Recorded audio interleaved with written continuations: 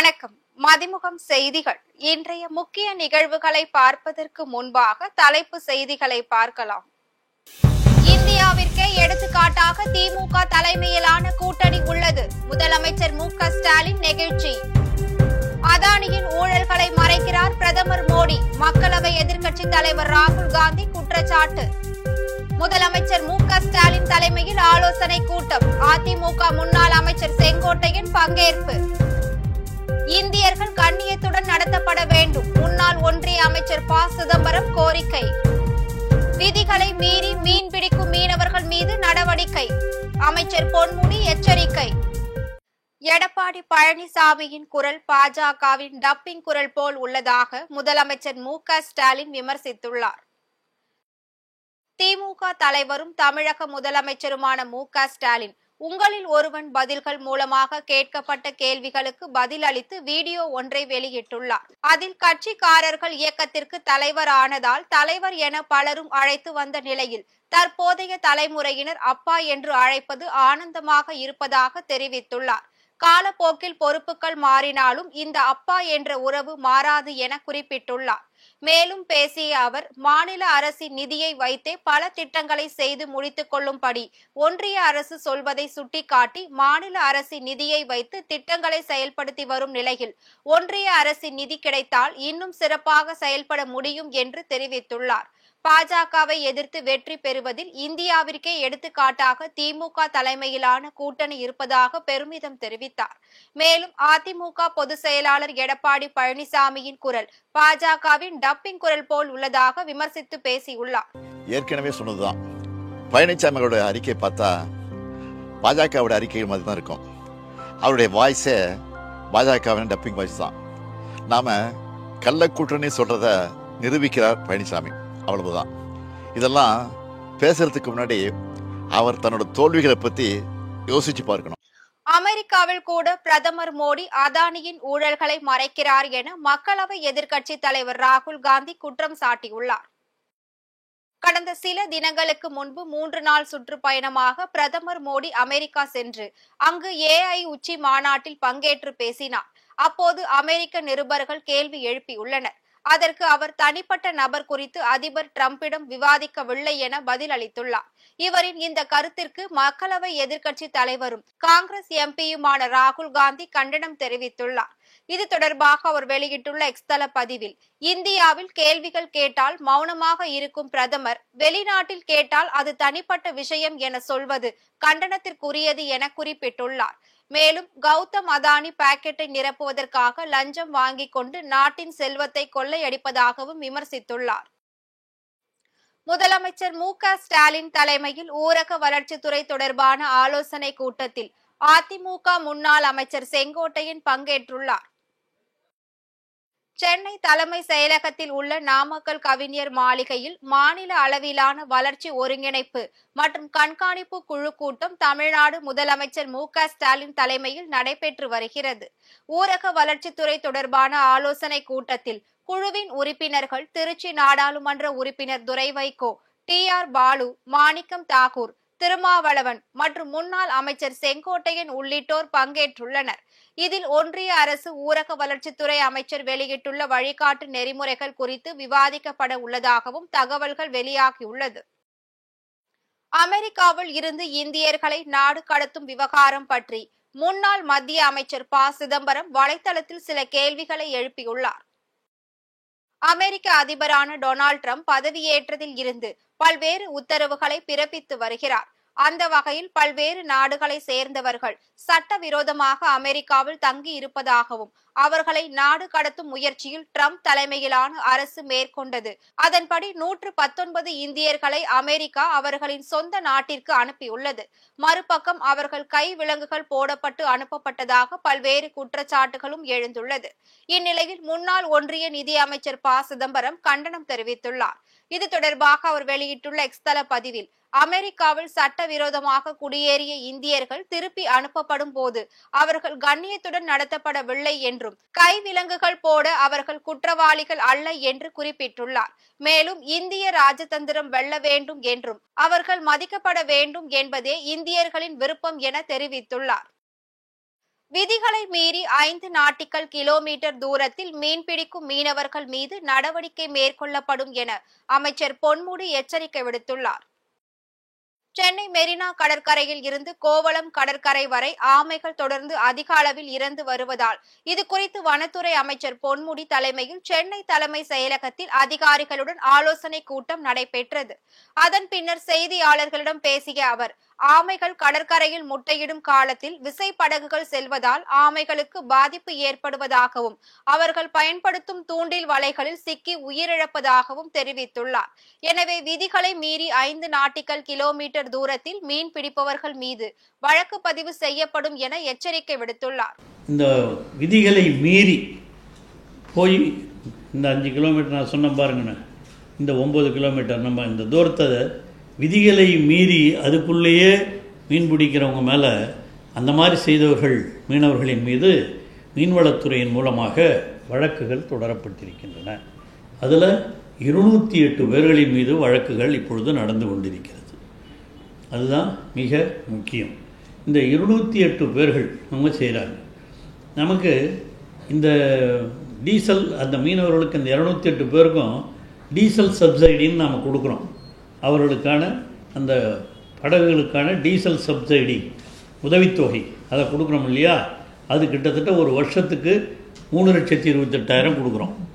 அந்த மாதிரி விதிகளை மீறுகிற அந்த படகு ஓனர்களுக்கு முதலாளிகளுக்கு அந்த இந்த தொகையை கூட நிறுத்தி வைத்திருக்கிறோம், கொடுக்கறது இல்லை. அந்த 208 பேருக்கு அதை நிறுத்தியாச்சு. அந்த மாதிரி யார் அந்த விதிகளை மீறினாலும் அந்த படகு முதலாளிகளுக்கு அவைகளெல்லாம் நிறுத்தப்படுகின்றன. திருவண்ணாமலையில் 15 கோடி ரூபாயில் சிமெண்ட் சாலை அமைக்கும் 2ஆம் கட்ட பணியை அமைச்சர் ஏவா வேலு துவக்கி வைத்தார். திருவண்ணாமலை மாவட்டம் அண்ணாமலையாரை தரிசனம் செய்ய தமிழ்நாடு மட்டும் இன்றி பிற மாநிலங்கள் மாற்று நாடுகளில் இருந்தும் பக்தர்கள் வருகின்றனர். கோவிலில் 15 கோடி ரூபாய் மதிப்பீட்டில் சிவன் சாலை அமைக்கும் பணியினை பொதுப்பணித்துறை, நெடுஞ்சாலைத்துறை மற்றும் சிறு துறைமுகங்கள் துறை அமைச்சர் ஏவா வேலு துவக்கி வைத்தார். முன்னதாக தேரோட்டத்திற்கு எந்தவித இடையூறும் இல்லாத வகையில் மகாபே கோபுரம் பகுதியில் 17 கோடி ரூபாய் மதிப்பீட்டில் கான்கிரீட் சாலை அமைக்கப்பட்டது. அதனைத் தொடர்ந்து 2வது கட்டமாக 15 கோடி ரூபாய் மதிப்பீட்டில் தேரடி வீதி, திருவூடல் தெரு ஆகிய பகுதிகளில் சாலை அமைக்கும் பணியை துவக்கி வைத்தார். உத்தரப்பிரதேசத்தில் மகா கும்பமேளாவில் கலந்து கொள்வதற்காக பக்தர்கள் சென்ற கார் பேருந்து மீது மோதி விபத்துக்குள்ளானது. உத்தரப்பிரதேசத்தில் மகா கும்பமேளாவில் கலந்து கொள்வதற்காக சத்தீஸ்கரின் கோர்பா மாவட்டத்தில் இருந்து பக்தர்கள் சிலர் காரில் சென்றுள்ளனர். இந்நிலையில் பிரயாக்ராஜ் நெடுஞ்சாலையில் சென்று கொண்டிருந்த போது பேருந்து மீது மோதி விபத்துக்குள்ளானது. இதில் காரில் பயணித்த 10 பேரும் சம்பவ இடத்திலேயே உயிரிழந்தனர். மேலும் பேருந்தில் பயணித்த 15ற்கும் மேற்பட்டோர் படுகாயமடைந்த நிலையில் மருத்துவமனையில் அனுமதிக்கப்பட்டுள்ளனர். இது குறித்து தகவல் அறிந்து வந்த காவல்துறையினர் வழக்கு பதிவு செய்து விசாரணை மேற்கொண்டு வருகின்றனர். பங்காளி யார், எதிரி யார் என்று தெரியாமல் அரசியல் செய்தால் விபரீதம்தான் மிஞ்சும் என பாஜகவை மறைமுகமாக காரணம் காட்டி திராவிட கழக தலைவர் கி. வீரமணி விமர்சித்துள்ளார். புதுக்கோட்டை மாவட்டம் ஆலங்குடி திராவிடர் கழகத்தின் மண்டல தலைவர் ராவணன் உருவப்பட திறப்பு விழா நடைபெற்றது. இதில் திராவிடர் கழக தலைவர் கி. வீரமணி பங்கேற்று அவரது உருவப்படத்தை திறந்து வைத்தார். இதனை அடுத்து செய்தியாளர்களிடம் பேசிய அவர், தமிழகத்தில் அதிமுகவிற்கு பலம் இல்லை என கருதி அவற்றை பல பிரிவுகளாக உருவாக்க வேண்டும் என்ற நோக்கில் பாஜக செயல்பட்டு வருவதாக குற்றம் சாட்டினார். மேலும் அதிமுகவினர் நீதிமன்றத்தில் போராடி கொண்டிருப்பதை விட மக்கள் மன்றத்தை அணுகினால் வாக்கு கிடைக்கும் என்றும், தங்களுடைய எதிரி யார், பங்காளி யார் என்று புரிந்து கொள்ளாமல் அரசியல் செய்தால் விபரீதமாகத்தான் இருக்கும் என விமர்சித்துள்ளார். இதை இயக்குறது டெல்லியிலிருந்து இந்த இயக்கத்தினுடைய பலத்தை அளிக்க வேண்டும் என்பதற்காக அவர்கள்தான் பல உருவங்களை எடுத்து பல பிரிவுகளாக மற்றவர்களாக ஆக்கக்கூடிய அளவுக்கு இருக்கிறார். ஒரு பக்கம். 2வது, இது பலமாக இருந்தால் அவர்கள் மாறி மாறி வருகிறார் என்பதற்காக திராவிட இயக்கத்தில் தங்களுக்கு இடம் இல்லை. எப்ப என்ன செஞ்சாலும் பாஜக, RSS வருவதற்கு வாய்ப்பு இல்லை. ஆகவேதான் பல்குழுவும் பாழ் செய்ய உட்பகையும் என்று உருவாக்கலாம் என்று அவர் நினைத்து கொண்டிருக்கிறார்கள். எப்படியானாலும் அவர்கள் நீதிமன்றத்தை போராடி கொண்டிருப்பதை விட மக்கள் மன்றத்தை அணுகுவது மிக முக்கியம். ஆனால் அதே நேரத்தில் தங்களுடைய எதிரி யார் என்பதை நினைத்து பார்க்க வேண்டும். எதிரி யார், பங்காளி யார் என்று புரிந்து கொள்ள வேண்டும். எதிரியை பங்காளியாகவும் பங்காளியை எதிரியாகவும் கருதினால் அந்த அரசியல் விபரீதமாக காரணம். நன்றி, வணக்கம். மயிலாடுதுறை அருகே சாராய வியாபாரத்தை தட்டி கேட்ட கல்லூரி மாணவன் மற்றும் இளைஞர் ஆகிய இருவரையும் வியாபாரிகள் கொலை செய்த சம்பவம் பெரும் பரபரப்பை ஏற்படுத்தியுள்ளது. மயிலாடுதுறை மாவட்டம் முட்டம் வடக்கு தெரு பகுதியில் ராஜ்குமார், தங்கதுரை, மூவேந்தன் ஆகியோர் சாராய விற்பனையில் ஈடுபட்டு வந்துள்ளனர். அப்பகுதி மக்கள் அளித்த புகாரின் பேரில் ராஜ்குமாரை காவல்துறையினர் கைது செய்த நிலையில் ஜாமீனில் வெளிவந்துள்ளார். இந்நிலையில் மீண்டும் அவர்கள் தெருக்களில் சாராயம் விற்று வந்துள்ளனர். இதனை தட்டி கேட்ட இளைஞர்கள் ஹரிஷ் மற்றும் ஹரிசக்தி ஆகியோரை சாராய வியாபாரிகளான ராஜ்குமார், தங்கதுரை ஆகியோர் கத்தியால் தாக்கியதில் 2 பேரும் சம்பவ இடத்திலேயே உயிரிழந்துள்ளனர். மேலும் சாராய வியாபாரத்தை தடுக்காமல் சாராய வியாபாரிகளுக்கு காவலர்கள் உடந்தையாக இருப்பதாக பொதுமக்கள் குற்றம் சாட்டியுள்ளனர். இந்நிலையில் இந்த சம்பவம் குறித்து பெரம்பூர் காவல்துறையினர் வழக்கு பதிவு செய்து தப்பி ஓடிய சாராய வியாபாரிகளை தேடி வருகின்றனர். இந்த சம்பவம் அப்பகுதியில் பெரும் பரபரப்பை ஏற்படுத்தியுள்ளது. காரைக்கால் மீனவர்கள் மீது அத்துமீறி துப்பாக்கிச் சூடு நடத்திய இலங்கை கடற்படையை கண்டித்து 1000க்கும் மேற்பட்ட மீனவர்கள் கண்டன ஆர்ப்பாட்டத்தில் ஈடுபட்டனர். புதுச்சேரி மாநிலம் காரைக்கால் மீனவர்கள் மீது அத்துமீறி இலங்கை கடற்படையினர் துப்பாக்கிச் சூடு நடத்திய சம்பவத்தை கண்டித்தும், துப்பாக்கிச் சூட்டில் காயப்பட்டு இலங்கை மருத்துவமனையில் சிகிச்சை பெற்று வரும் 3 மீனவர்களை விடுவிக்க வலியுறுத்தியும், மேலும் எல்லை தாண்டி மீன்பிடித்ததாக கூறி இலங்கை அரசால் 40 லட்சம் அபராதம் மற்றும் 9 மாதம் சிறை தண்டனை விதித்து இலங்கை சிறையில் உள்ள படகு ஓட்டுநரையும் விடுதலை செய்ய நடவடிக்கை எடுக்காத ஒன்றிய அரசு மற்றும் புதுச்சேரி அரசை கண்டித்து 1000க்கும் மேற்பட்ட மீனவர்கள் கடற்கரை சாலையில் கண்டன ஆர்ப்பாட்டத்தில் ஈடுபட்டனர். இந்த ஆர்ப்பாட்டத்தில் முன்னாள் நாடாளுமன்ற உறுப்பினர் பேராசிரியர் ராமதாஸ், விடுதலை வேங்கைகள் தலைவர் மங்கையர் செல்வன், நாம் தமிழர் கட்சியை சார்ந்த காளியம்மாள் மற்றும் புதுச்சேரி மாநில காங்கிரஸ் கட்சியின் முன்னாள் மாநில தலைவர் சுப்பிரமணியன் ஆகியோர் கலந்து கொண்டனர். இலங்கை கடற்படையை கண்டித்து இன்று 4வது நாளாக தொடர் வேலைநிறுத்த போராட்டத்தில் மீனவர்கள் ஈடுபட்டுள்ளது குறிப்பிடத்தக்கது. ராணிப்பேட்டை மாவட்டத்தில் தமிழக அரசு தற்போது நெல் அறுவடை துவங்கியுள்ளதால் நெல் கொள்முதல் நிலையங்களை உடனே திறக்க வேண்டும் என விவசாயிகள் கோரிக்கை விடுத்துள்ளனர். ராணிப்பேட்டை மாவட்டம் அரக்கோணம், திமிரி, கலவை, சோளிங்கர், காவேரிப்பாக்கம் உள்ளிட்ட பல பகுதிகளில் நெல் அறுவடை செய்யும் பணியானது துவங்கியுள்ளது. இந்நிலையில் இந்த மாவட்டம் முழுவதும் கடந்த ஆண்டு நேரடி நெல் கொள்முதல் நிலையங்களை துவங்கியதை போல இந்த ஆண்டும் துவங்க வேண்டும் என தமிழக அரசு ஒரு அரசாணை வெளியிட்டுள்ளது. அதில் டெல்டா மற்றும் டெல்டா அல்லாத மாவட்டங்களில் தேசிய கூட்டுறவு நுகர்பொருள் கிடங்கு மூலம் நெல் கொள்முதல் செய்யப்படும் என்று குறிப்பிடப்பட்டுள்ளது. எனவே தமிழகம் முழுவதும் நெல் கொள்முதல் நிலையங்களை துவங்க வேண்டும் என்றும் தமிழக நுகர்பொருள் வாணிப கழகம் சார்பில் நெல்லை கொள்முதல் செய்ய வேண்டும் என கோரிக்கை விடுத்துள்ளனர்.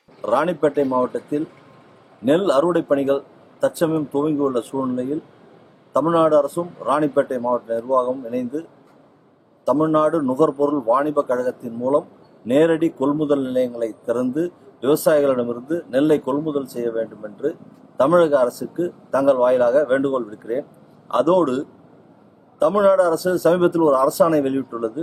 டெல்டா மற்றும் டெல்டா அல்லாத மாவட்டங்கள் என்று பாகுபாடு ஏற்படுத்தி டெல்டா மாவட்டங்களில் தமிழ்நாடு நுகர்பொருள் வாணிப கழகம் மூலம் நெல் கொள்முதல் செய்வதும், டெல்டா அல்லாத மாவட்டங்களில் NCCF national cooperative consumer federation என்கிற தேசிய கூட்டுறவு நுகர்வோர் அமைப்பின் மூலம் கொள்முதல் செய்யப்படும் என்கிற அரசாணை அறிவிப்பு செய்யப்பட்டுள்ளது.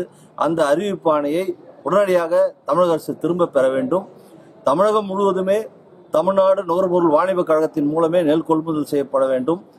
எப்போது பார்த்தாலும் டெல்டா மாவட்டங்களுக்கு ஒரு நிலைப்பாடு, டெல்டா அல்லாத மாவட்டங்களுக்கு ஒரு நிலைப்பாடு என்பது கண்டிக்கத்தக்கது. அனைவருமே விவசாயிகள் என்கிற நிலையில் இந்த பாரபட்சம் இல்லாமல் தமிழ்நாடு முழுவதும் தமிழ்நாடு நுகர்பொருள் வாணிப கழகத்தின் மூலமே நெல்லை கொள்முதல் செய்ய வேண்டும் என்று தமிழக விவசாயிகள் சங்கம் சார்பாக வேண்டுகோள் விடுக்கிறேன். தேனியில் பெட்டி கடைக்குள் புகுந்த அரசு பேருந்தால் பெரும் பரபரப்பு ஏற்பட்டுள்ளது. தேனி மாவட்டம் உத்தமபாளையத்தை சேர்ந்த செல்வம் கோம்பை செல்லும் சாலையில் சிறிய பெட்டிக்கடை ஒன்றை நடத்தி வந்துள்ளார். இந்நிலையில் நேற்று மாலை தேனி மாவட்டம் கம்பத்தில் இருந்து தேவாரம் நோக்கி சென்ற அரசு நகர் பேருந்து பயணிகளை ஏற்றுவதற்காக சாலையோரம் வாகனத்தை நிறுத்துவதற்கு ஓட்டுநர் முயன்றுள்ளார். அப்போது ஓட்டுநரின் கட்டுப்பாட்டை இழந்த பேருந்து செல்வத்தின் கடைக்குள் புகுந்து விபத்துக்குள்ளானது. இதில் அவர் சம்பவ இடத்திலேயே உயிரிழந்துள்ளார். இது குறித்து உத்தமபாளையம் காவல்துறையினர் வழக்கு பதிவு செய்து ஓட்டுநர் திருமுருகனிடம் விசாரணை மேற்கொண்டு வருகின்றனர். இந்த சம்பவம் அப்பகுதியில் பெரும் பரபரப்பையும் சோகத்தையும் ஏற்படுத்தியுள்ளது. திருப்பூர் ஸ்ரீ வெற்றி வேலாயுத சுவாமி திருக்கோவிலில் தைப்பூச மலை தேரோட்டம் வெகு விமர்சையாக நடைபெற்றது. திருப்பூர் மாவட்டம் ஊத்துக்குளி அடுத்த கதித்தமலை ஸ்ரீ வெற்றி வேலாயுத சுவாமி திருக்கோவிலில் தைப்பூச தேரோட்ட திருவிழா கடந்த 3ஆம் தேதி கொடி ஏற்றத்துடன் துவங்கியது. துவக்க நாளில் இருந்து முருகன் வள்ளி தெய்வானை சமேதமாக திருவீதி உலா வந்து பக்தர்களுக்கு காட்சி கொடுத்தார். இதனை அடுத்து விழாவின் முக்கிய நிகழ்வான தேரோட்டம் இன்று வெகு விமர்சையாக நடைபெற்றது. இதில் செய்தித்துறை அமைச்சர் மூபே சாமிநாதன், முன்னாள் அமைச்சர் KC கருப்பன், பெருந்துறை சட்டமன்ற தலைவர் ஜெயக்குமார் உள்ளிட்டோர் பங்கேற்று தேரை வடம் பிடித்து இழுத்து துவக்கி வைத்தனர். அதன் பின்னர் ஆண்டவருக்கு மகா அபிஷேகமும் மகா தீபாராதனையும் காண்பிக்கப்பட்டது. இதில் திரளான பக்தர்கள் பங்கேற்று சுவாமி தரிசனம் செய்தனர். தேனியில் ஜாதி பெயரை சொல்லி திட்டி கொலை முயற்சியில் ஈடுபட்ட தாய் மற்றும் மகனுக்கு நீதிமன்றம் ஆயுள் தண்டனை விதித்து தீர்ப்பளித்துள்ளது. தேனி மாவட்டம் ஆண்டிப்பட்டி தாலுகாவிற்கு உட்பட்ட பெருமாள் கோவில்பட்டியை சேர்ந்த விஜய் மற்றும் அவரது தாய் தமிழ்ச்செல்வியின் வீட்டின் அருகே பட்டியல் இனத்தை சேர்ந்த மொக்கப்பிள்ளை மற்றும் சேதுபதி குடியிருந்து வருகின்றனர். இந்நிலையில் கடந்த 2016ஆம் ஆண்டு மொக்கப்பிள்ளையின் வீட்டில் இருந்து வெளியேறும் கழிவுநீர் தமிழ்ச்செல்வியின் வீட்டின் அருகே தேங்கி நின்றதால் இரு தரப்பினருக்கும் இடையே தகராறு ஏற்பட்டுள்ளது. அப்போது விஜய் மற்றும் அவரது தாய் தமிழ்ச்செல்வி அவர்களது ஜாதி பெயரை சொல்லி அவதூறாக பேசி அரிவாளால் தாக்கி கொலை முயற்சியில் ஈடுபட்டுள்ளனர். இது குறித்து சேதுபதி அளித்த புகாரின் பேரில் விஜய் மற்றும் தமிழ்ச்செல்வியை வன்கொடுமை தடுப்பு சட்டத்தின் கீழ் காவல்துறையினர் கைது செய்து நீதிமன்றத்தில் ஆஜர்படுத்தி இவ்வழக்கை விசாரணை செய்த நீதிபதி ஆயுள் தண்டனை விதித்து தீர்ப்பளித்துள்ளார். சென்னையில் 22 கேரட் ஆபரண தங்கத்தின் விலை சவரனுக்கு 800 ரூபாய் அதிகரித்து 63,120 ரூபாய்க்கு விற்பனை செய்யப்படுகிறது. ஆபரண தங்கம் கிராமிற்கு 100 ரூபாய் அதிகரித்து 7,890 ரூபாய்க்கு விற்பனை செய்யப்படுகிறது. வெள்ளியின் விலை கிராமிற்கு 108 ரூபாய்க்கும் 1 கிலோ வெள்ளியின் விலை 1,08,000 ரூபாய்க்கும் விற்பனை செய்யப்படுகிறது. பாகிஸ்தானில் ஏற்பட்ட குண்டுவெடிப்பில் 11 பேர் உயிரிழந்துள்ளதாக தகவல்கள் வெளியாகியுள்ளது. பாகிஸ்தானின் பலுசிஸ்தான் மாகாணத்தில் நிலக்கரி சுரங்கத்தில் வேலை செய்யும் தொழிலாளர்கள் மினி லாரியில் சென்றுள்ளனர். அப்போது ஹர்னாய் மாவட்டத்தில் உள்ள ஷாக்ராக் பகுதியில் லாரி வந்து கொண்டிருந்த போது தீவிரவாதிகளால் குண்டுவெடிப்பு ஏற்பட்டுள்ளது. இதில் 11 பேர் உயிரிழந்துள்ளதாகவும் 7 பேர் படு காயமடைந்த நிலையில் மருத்துவமனையில் அனுமதிக்கப்பட்டுள்ளனர். இந்த சம்பவம் ஹர்னாயில் பெரும் பரபரப்பை ஏற்படுத்தியுள்ளது. மீண்டும் தலைப்பு செய்திகள். இந்தியாவிற்கே எடுத்துக்காட்டாக திமுக தலைமையிலான கூட்டணி உள்ளது. முதலமைச்சர் மு.க. ஸ்டாலின் நெகிழ்ச்சி. அதானியின் ஊழல்களை மறைக்கிறார் பிரதமர் மோடி. மக்களவை எதிர்க்கட்சி தலைவர் ராகுல் காந்தி குற்றச்சாட்டு. முதலமைச்சர் மு.க. ஸ்டாலின் தலைமையில் ஆலோசனை கூட்டம். அதிமுக முன்னாள் அமைச்சர் செங்கோட்டையன் பங்கேற்பு. இந்தியர்கள் கண்ணியத்துடன் நடத்தப்பட வேண்டும். முன்னாள் ஒன்றிய அமைச்சர் ப. சிதம்பரம் கோரிக்கை. விதிகளை மீறி மீன்பிடிக்கும் மீனவர்கள் மீது நடவடிக்கை. அமைச்சர் பொன்முடி எச்சரிக்கை. இத்துடன் செய்திகள் நிறைவடைந்தன. மீண்டும் செய்திகள் இரவு 8 மணிக்கு. மேலும் செய்திகளை தெரிந்து கொள்ள மதிமுகம் பிரைம் யூடியூப் தளத்தில் இணைந்திருங்கள்.